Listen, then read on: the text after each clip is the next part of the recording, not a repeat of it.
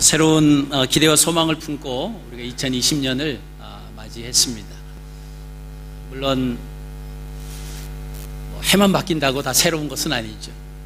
그러나 하나님께서 우리에게 새로운 한 해를 허락해 주시는 그 이유가 뭘까 좀 생각을 해보면요, 우리가 1년 동안 지난 1년 동안 어떤 분들은 믿음 안에서 말씀 가운데 잘 살아오신 분들도 있고, 또 어떤 분들은 정말 하나님 보이기에도 죄송하고 정말 그 인생의 삶이 뒤엉켜서 내가 그리스도인이라고 하면서 어떻게 이런 삶을 살았을까 그러면서 후회한 그런 2019년도가 되신 분들도 아마 있을 것입니다.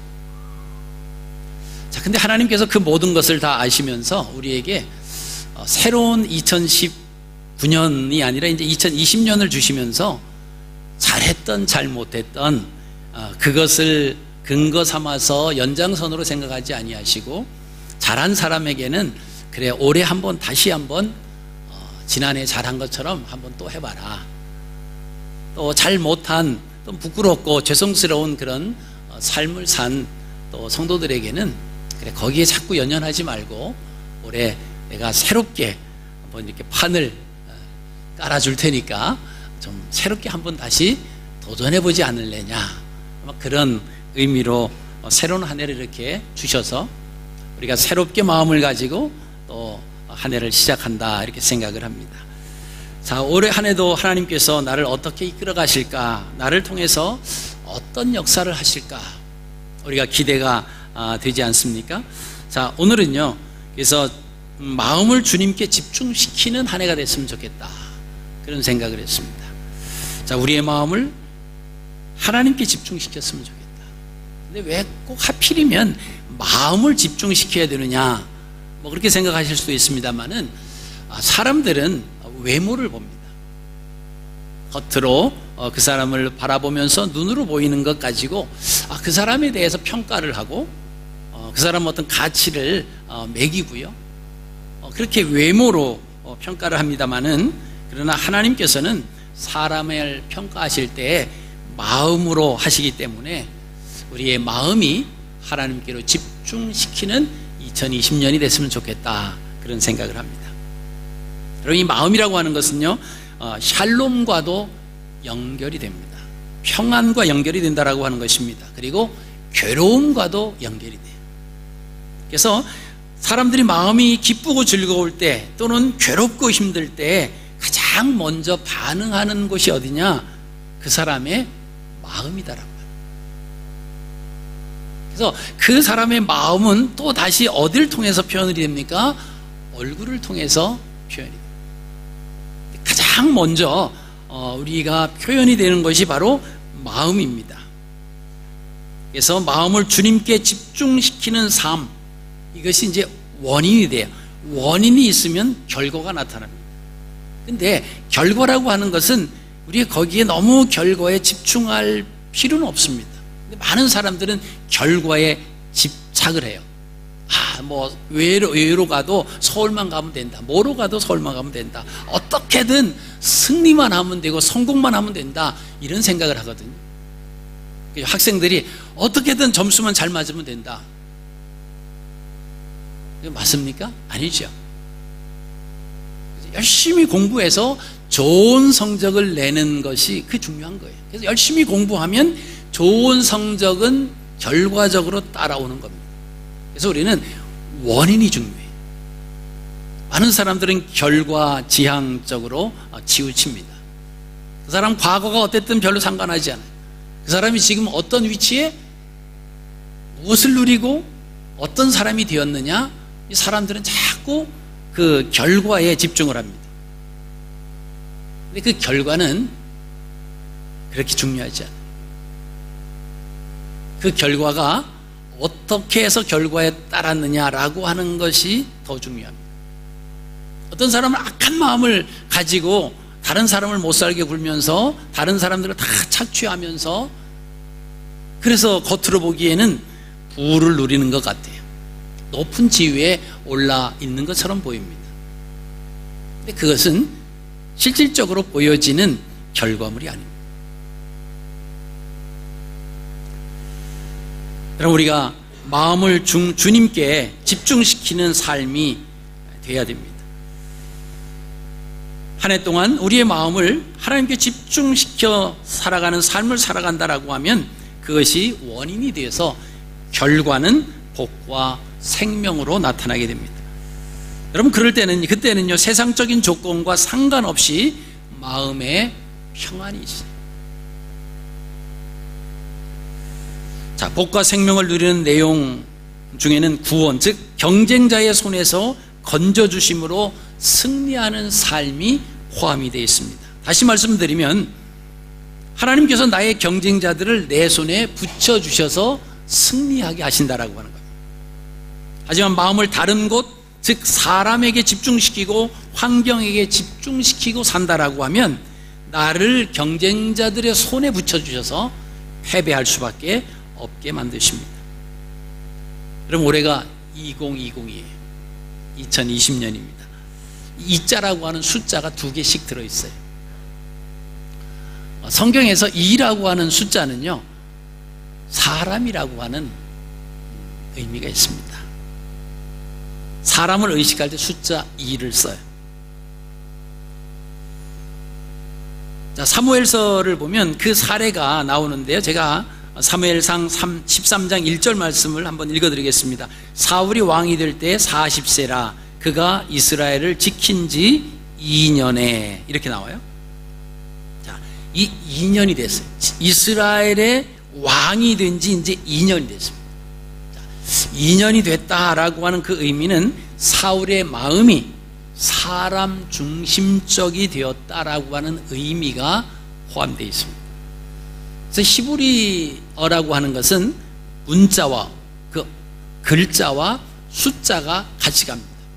그래서 사울이 왕이 된 지 2년 되었다, 그 이야기를 딱 듣는 순간 이 히브리 사람들은 뭔가 인간적인 중심의 사건이 일어나겠다라고 그렇게 생각을 한다는 겁니다. 2라고 하는 숫자가 사람을 의미한다라고 하는 것입니다. 여러분, 실제적으로 그런 내용이 소개가 됩니다. 사무엘상 13장 8절 9절 말씀을 보시면요, 이 사울 왕은 하나님보다 사람을 더 의식합니다. 백성이 사울에게서 흩어지는지라 사울이 이르되 번제와 화목 제물을 이리로 가져오라 하여 번제를 드렸다라고 하는 말씀이 있습니다. 자, 이제 전쟁을 하려고 딱 그 항우를 벌이고 있는데 그때 당시는 하나님 앞에 제사를 드리고 전쟁을 했습니다. 오늘날로 말하면 기도하고 예배하고 그 다음에 전쟁을 했다라고 하는 것입니다. 근데 그때 당시 예배를 아무나 인도할 수가 없었습니다. 제사장만이 그 예배, 그러니까 그 당시 이제 제사죠. 제사를 인도할 수 있었습니다. 그래서 사무엘 그 제사장에게 연락을 합니다. 빨리 와서 우리 전쟁을 해야 되니까 적군이 지금 막 쳐들어오려고 하니까 빨리 와서 이 제사를 통해서 우리가 전쟁에 나가는 이스라엘 군인들 마음도 좀 강하게 만들고 또 하나님 앞에 제사를 드림으로 그리고 나서 이제 전쟁에 나가게 하기 위해서 사무엘 선지자 제사장을 초청을 했습니다. 그래서 그냥 기다리는 거예요. 계속 기다리는데 이 사무엘 선지자가 잘 안 와요. 기다리는 그 때에 자꾸 오지 않습니다. 그랬더니 모여있던 이스라엘 백성들, 군인들이 마음이 불안해지는 거예요. 앞에 블레셋 병사들을 보고 무수히 많은 그 군인들을 보고는 자꾸 겁이 납니다. 그래서 자꾸 슬슬슬 막 도망을 가요. 군인들이 전쟁을 해야 되는데. 그리고 막 이 블레셋 사람들이 막 쳐들어올 것 같은 막 긴박한 상황이 되는 거예요. 자, 근데 사무엘은 오지 않아요. 그러니까 그때 사울 왕이지만 왕이 제사를 인도할 수는 없었습니다. 근데 뭐라고 그랬습니까? 번제와 화목제물을 이리로 가져오라 하여 번제를 드렸다라고 했습니다. 그 앞에 말씀 보니까 뭐죠? 백성이 사울에게서 흩어지는지라. 사람을 더 의식하는 거예요. 자, 이러다가 뭐 한 사람 두 사람 자꾸 빠져나가다가 다 빠져나가면 안 되겠다. 저기 뒤에 학생들, 목사님 봐야지. 앤디, look at me. 지금 말씀 듣는 시간이에요. 목사님을 봐야지. 서로 얘기하면 안 돼. 그죠? 자, 근데 사무엘은 오지 않는 거예요. 그러니까 급한 나머지 자기가 제사를 드리겠다. 누구를 의식했습니까? 사람을 의식했어요. 흩어지는 사람을 의식했다라고 하는 것입니다. 11절에 이제 사무엘이 도착을 했습니다. 이미 예배는 드렸어요. 제사는 드렸습니다. 사무엘이 이제 왔어요. 왔더니 사울왕이 이렇게 말합니다. 사울이 11절 말씀 보면요, 사무엘이 이르되 왕이 행하신 것이 무엇이냐 하니 사울이 이르되 백성은 내게서 흩어지고 당신은 정한 날 안에 오지 아니하고 블레셋 사람은 믹마스에 모였으므로 내가 보았으므로 제사를 드렸다라고 합니다. 자, 사울은 하나님보다 이스라엘 사람들을 더 크게 의식을 했던 겁니다. 블레셋 사람들을 더 크게 생각을 했어요.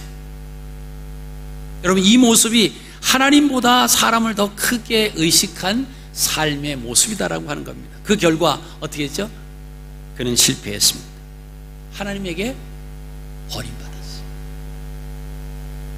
여러분, 이런 의미를 염두에 두고 올 한 해는 사람과 환경보다는 하나님을 더 의식하고 사시기를 바랍니다. 우리의 마음을 사람과 환경을 향하기보다는 오직 하나님에게 집중하시고 살아가시는 한 해가 되시기를 바랍니다. 여러분, 사람과 환경보다 하나님을 더 의식하고 살아간다면 반드시 우리의 삶에는요, 샬롬이 있어요. 평안이 있습니다. 여러분, 정말 우리의 마음에 필요한 게 뭘까요? 우리의 삶 가운데 필요한 게 뭘까요? 돈일까요? 돈만 있으면 평안하고 돈만 있으면 행복하실까요? 돈이 필요 없는 것은 아니지만 돈만 있다고 행복을 가져다 주는 것은 분명히 아닙니다. 명예일까요? 건강만 있으면 다 됩니까? 그것도 아니에요. 우리의 마음에 진정한 평안이 있어야 돼요. 그 평안이 있기 위해서는 사람과 어떤 환경을 의지하기보다는 오직 우리의 마음이 하나님께로 집중될 때 그렇게 평안이 이루어지는 줄로 믿습니다. 자, 우리의 섬김의 대상인 하나님께서 우리에게 관심을 가지신 부분이 어떤 것인가를 우리가 이해하는 것이 중요합니다. 하나님이 어떤 분이신가? 하나님 무엇을 좋아하실까? 하나님이 어떤 분이신가?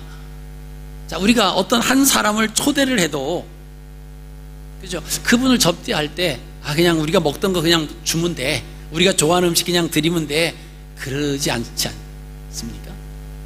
그죠? 그분에 대해서 어떤 음식을 좋아하는지, 또 어떠한 장소를 좋아하는지, 또 어떤 분위기를 좋아하는지 다 이렇게 배려합니다. 왜? 그 사람을 초청했기 때문에, 그 사람 중심으로, 그죠? 초대를 했기 때문에 그렇습니다. 우리의 섬김의 대상이신 하나님께서 우리에게 관심을 가지시는 부분이 어떤 분일까? 성경은 소개하고 있습니다. 사무엘상 16장 7절 말씀 보시면요, 사무엘에게 그 말씀을 해주셨어요. 여호와께서 사무엘에게 이르시되 그의 용모와 키를 보지 말라. 내가 이미 그를 버렸노라. 내가 보는 것은 사람과 같지 아니하니 사람은 외모를 보거니와 나 여호와는 중심을 보느니라. 뭐를 보신다고요? 중심을 보신다. 여러분, 그 중심을 보신다고 그랬는데, 이 중심이라고 하는 그 히브리 원어에 보면요, 레바브라고 하는 단어가 쓰였는데, 그 레바브라고 하는 단어의 의미가 뭐냐면 마음이라고 하는 뜻이 있습니다. 그러니까 우리의 중심은 뭐예요? 곧 마음이다라고 합니다. 그러니까 하나님께서 우리를 보시는데 무엇을 보신다고요? 마음을 보시는 거예요. 내 마음이 어디로 향해 있느냐, 내 마음이 무엇을 따라가고 있느냐. 그렇죠? 우리의 마음. 그렇죠? 지금 우리가 앉아서 이렇게 예배를 드리고 있습니다만은 우리의 마음이 다른 데가 있을 수도 있어요. 그렇죠? 어떤 분은 막 게임하고 싶은 그런 마음이 그냥 모바일 폰으로 잔뜩 가 있는 분도 있죠. 그렇죠? 또 오늘 날씨가 이렇게 흐린 것 같은데 혹시 빨래를 잔뜩 해놓고 왔는데 야, 비 오면 어쩌나. 그리고 또 집에 빨랫줄에다가 마음이 가 계신 분도 있을 수 있습니다. 근데 하나님은 무엇을 보신다고요? 그 마음을 보신대요. 우리의 육체가 어떻게 됐든 그것이 중요하지 않아요. 우리는 그죠. 오늘 예배당에 와서 예배 드리니까 아, 저분이 하나님 앞에 나와서 예배를 드리는구나. 우리는 그렇게 보이는 것을 중심으로 해서 그렇게 판단을 하고 그렇게 결론을 지을 수 있습니다만은 하나님께서는 오늘 예배당에 앉아서 예배를 드리는 자의 모습에 있지만 그의 마음이 정말 하나님 앞에 예배 드리는 마음이 아니다라고 하면 그 사람 뭐죠? 하나님 앞에 예배 드리는 것이 아니다라고 합니다. 그래서 사람은 외모를 보거니와 나는 중심을 본다, 마음을 본다, 그렇게 말씀하고 있습니다.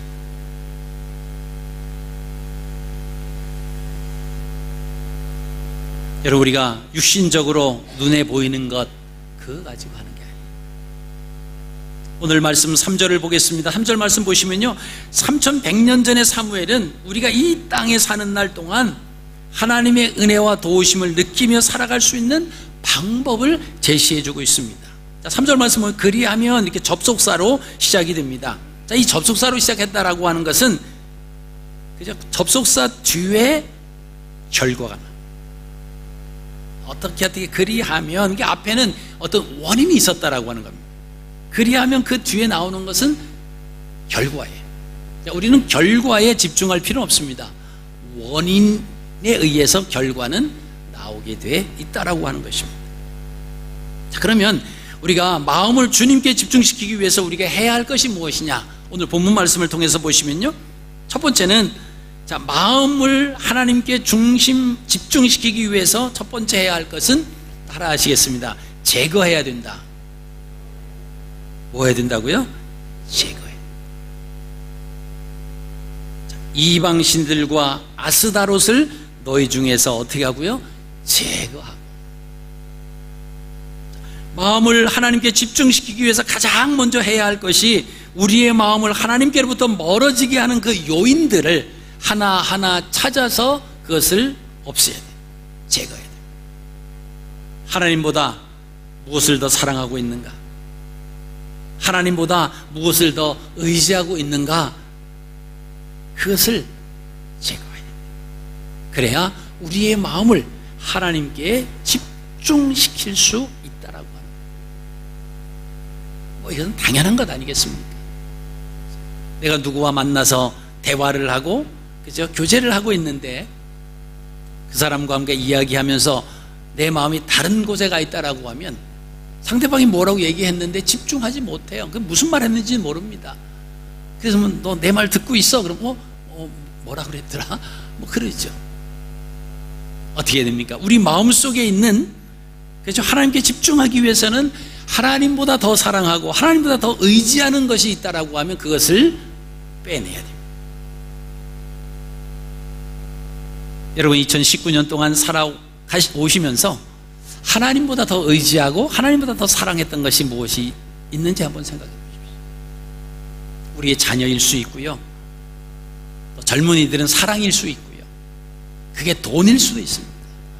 명예일 수 있고요, 체면일 수도 있어요. 그것 때문에 하나님 앞에 우리의 마음이 집중하지 못할 수 있어요.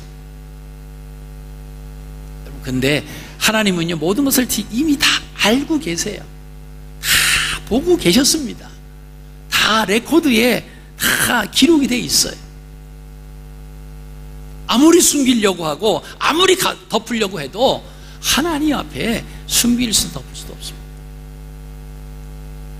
어떻게 됩니까? 끄집어내야 돼요. 제거해야 됩니다. 내 마음을 하나님께로 집중하지 못하게 했던 그 요소들을 2020년도 계속해서 가지고 가시려고 하지 마시고요, 끄집어내십시오. 그리고 제거하셔야 됩니다. 둘째는요, 마음을 하나님께 집중시키기 위해서는 따라 하시겠습니다. 마음을 여호와께로 향하라. 우리의 마음을 하나님께로 향하는 거예요. 오늘 말씀 보시면요, 3절에 너희 마음을 여호와께로 향하여 라고 하는 말씀이 있습니다. 하나님과 우리의 사이의 만남의 주파수는 마음이에요. 그 마음이 맞아야 돼요. 눈에 보이는 그 어떤 것이 아닙니다. 하나님이 사람과 다른 것을 바로 이것이, 하나님은 우리 마음이 담긴 것을 기쁘게 여기시는 거예요. 마음이 담긴 물질, 마음이 담긴 시간, 마음이 담긴 섬김, 마음이 담긴 헌신, 마음이 담긴 그 사랑, 마음이 담긴 그 예배, 하나님 그것을 기뻐하시는 거예요.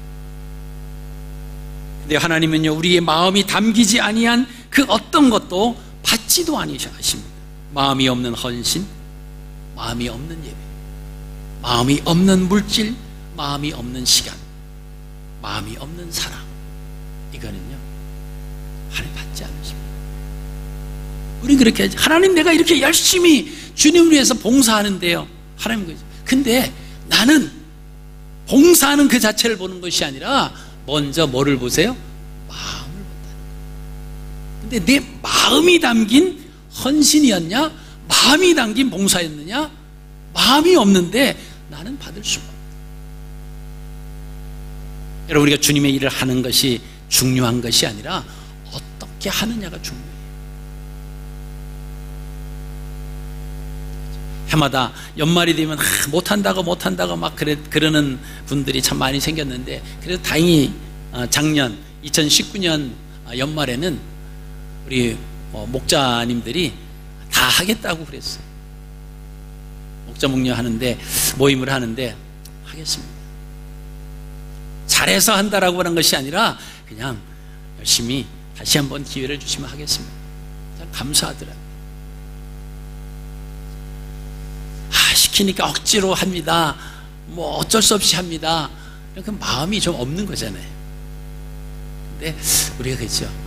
내가 능력은 없고 자격은 없지만 하나님이 나를 충성되이 여겨서 직분을 주시면, 하나님이 나를 보시고 나를 아시기 때문에 할 수 있으니까 우리에게 직분을 주신 것 아닙니까?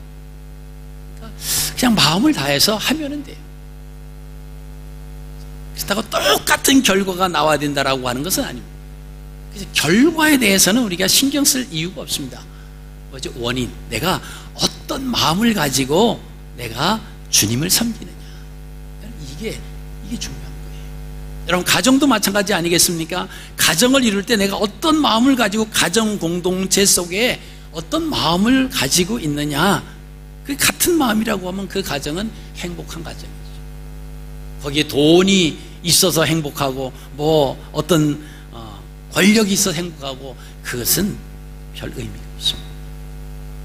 먼저 주님이 주시는 그 마음을 가지고 하나가 될 때 그 가정이 아름다워. 우리가 하나님을 섬기는 것도 마찬가지입니다.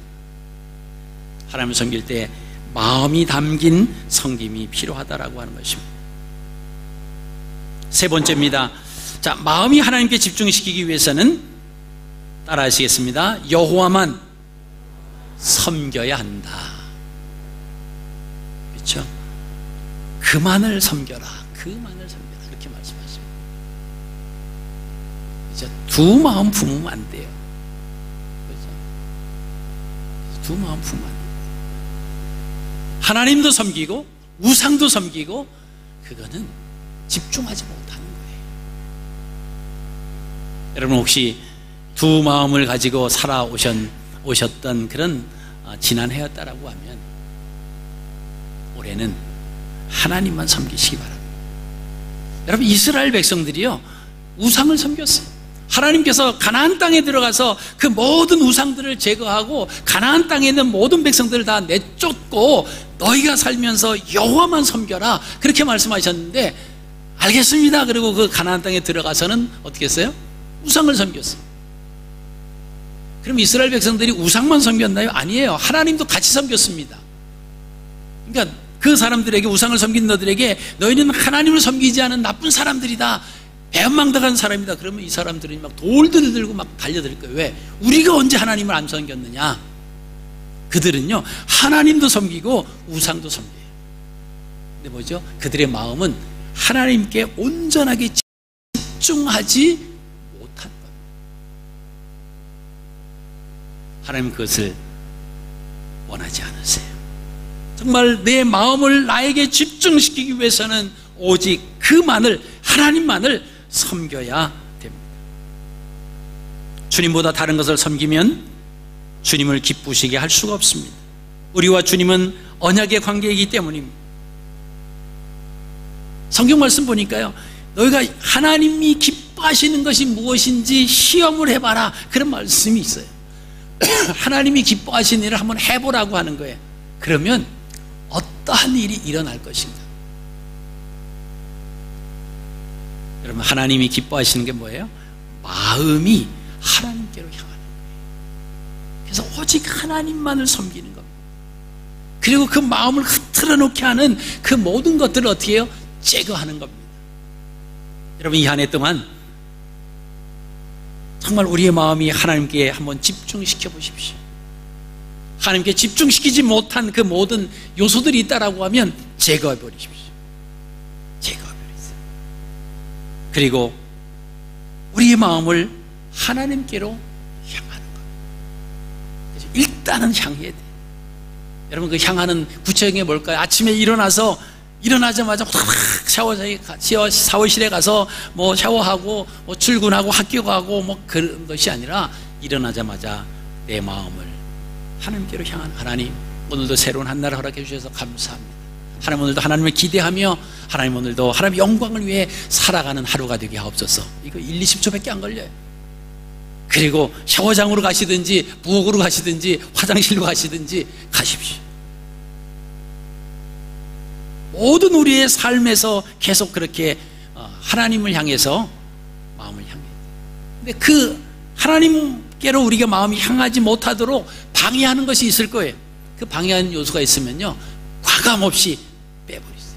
제거하십시오. 너는 내가 하나님께로 나가는, 내 마음이 하나님께로 향하는 것을 방해하는 거다. 그리고 제버리십시오. 나는 오직 하나님만을 섬긴다. 그래서 올 한 해 하나님께서 우리의 마음이 하나님께로 향하는 이 한 해 동안 사람에게 향하지 아니하고 환경에게 향하지 아니했더니, 하나님이 내게 베풀어 주시고 인도해 주셨던 그 감사와 감격을 2020년 연말에 우리가 한번 고백해 보시기 바랍니다. 내가 정말 그랬더니 제거하기 힘들었는데 다 제거하고, 정말 내 마음을 하나님께로 향하고 오직 하나님만 섬겨왔더니 하나님이 내 삶 속에 이런 샬롬을 주셨습니다. 이런 평안을 주셨습니다. 이런 놀라운 역사를 주셨습니다. 분명히 우리에게 간증할 수 있는 놀라운 역사가 일어날 줄로 믿습니다. 여러분, 2020년 오늘 첫 주일부터 마지막 주일까지 오직 우리가 하나님께 집중하는, 우리의 마음을 하나님께를 향해서 하나님만 섬기는 저와 여러분들이 되시기를 주님의 이름으로 축복합니다.